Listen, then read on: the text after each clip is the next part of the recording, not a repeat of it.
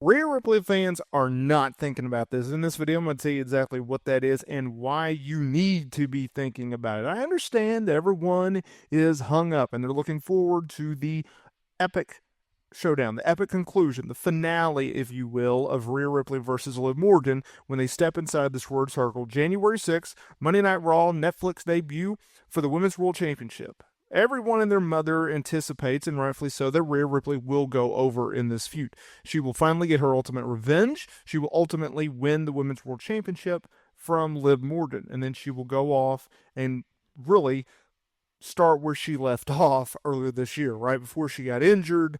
Her babyface run as a women's world champion, that was really starting to come in before she got injured, ironically, at the hands of Liv Morgan. Now, 2025 is going to be a huge year for everyone. It's going to be a huge year for Liv. It's going to be a huge year for Rhea, and it's going to be a big year for WWE. They're starting the build to WrestleMania. WrestleMania 41 Las Vegas, it's going to be here before we know it. And you're going to need to start building up contenders. You're going to need to build up more talent because you also have the Women's Intercontinental Championship that is coming along. And more importantly, you're going to need worthy title contenders for Rhea Ripley because she won't be feuding with Liv anymore.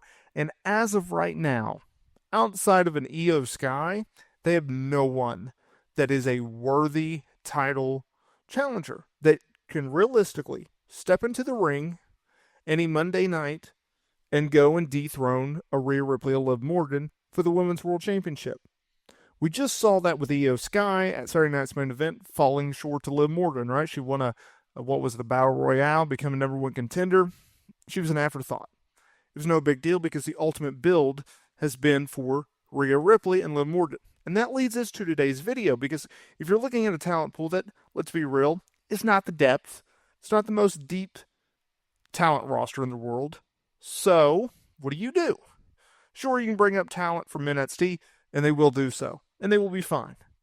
Sure, you could bring back talent, and that's our point to today's video, because we know that Becky Lynch is returning to WWE, reportedly either before or what I think to be on January 6th. So, it got me thinking, okay, we're bringing back Becky. She has history with Rhea. She has history with Liv, right? She obviously fell short to Rhea Ripley at WrestleMania 40 this year. Okay. Then we also have history of her and Liv. Liv beat Becky for the Women's World title at the King and Queen of the Ring PLE in Saudi Arabia, and then beat her 2 nights later on Monday Night Raw inside of a steel cage. Okay, so you have Becky Lynch. She's going to need to have a dance partner when she returns. She's going to need a big-time feud, a notable opponent to work with. And let's be real, someone to go over on to get that momentum really intact. Because I assume she's going to come back as a babyface. So do you go with Liv versus Becky, which I can see happening?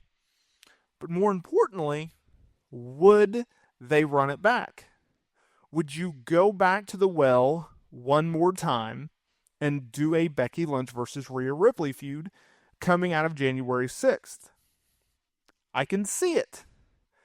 Rhea needs an automatic worthy title contender, okay? And someone that could realistically beat her. Becky Lynch, she checks those marks. They have history. It's also one of the bigger matches that you can book, not only on Monday Night Raw in the women's division, in the entire company. So if you look at it like that, as much as I think a Liv Morgan versus Becky Lynch feud makes sense, considering Liv was the last one to beat Becky Lynch, she beat her twice, she took her championship from her. If you're looking at it from a bigger picture standpoint, if you're looking at it from a fan standpoint, which I consider myself to be a Rhea Ripley fan, a Liv Morgan fan, a Becky Lynch fan, I personally would rather Becky Lynch versus Rhea. I think right now it's still the bigger match that you can make because Rhea is a bigger star than Liv. And if you're looking at it from a Liv standpoint, coming out of the feud with Rhea, would you rather her feud and lose lose, or would you rather her feud and win, right?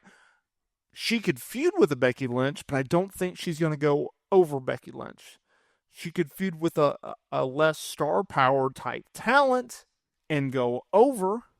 I like that idea even more. You could have Rhea Ripley feud with Becky, and you just have Becky lose to Rhea, because you're not going to have Rhea in this long title reign of Liv Morgan only to turn around and put Becky over, right?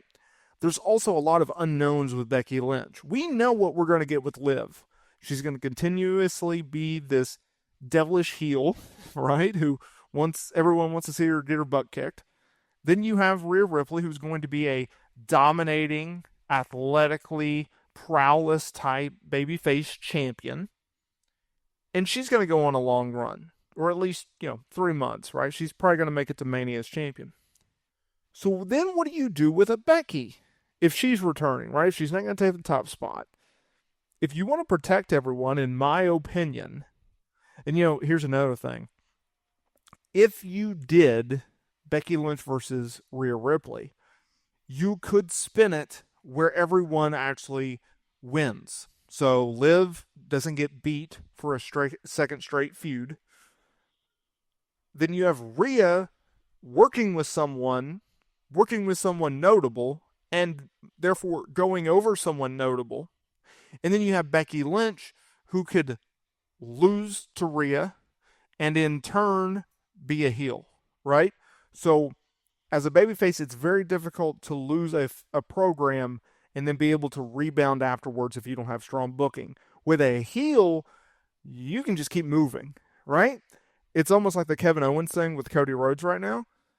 She can find a truth in something in which Rhea did and turn heel. Now, obviously, I would rather have Becky be a babyface, but they're going to do something to that character to make it a little bit more different, because they were a little bit stale before she went away.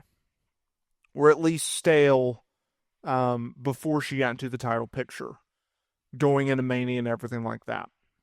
So it's very interesting to see, okay, they could realistically do literally a triangle where everyone wins.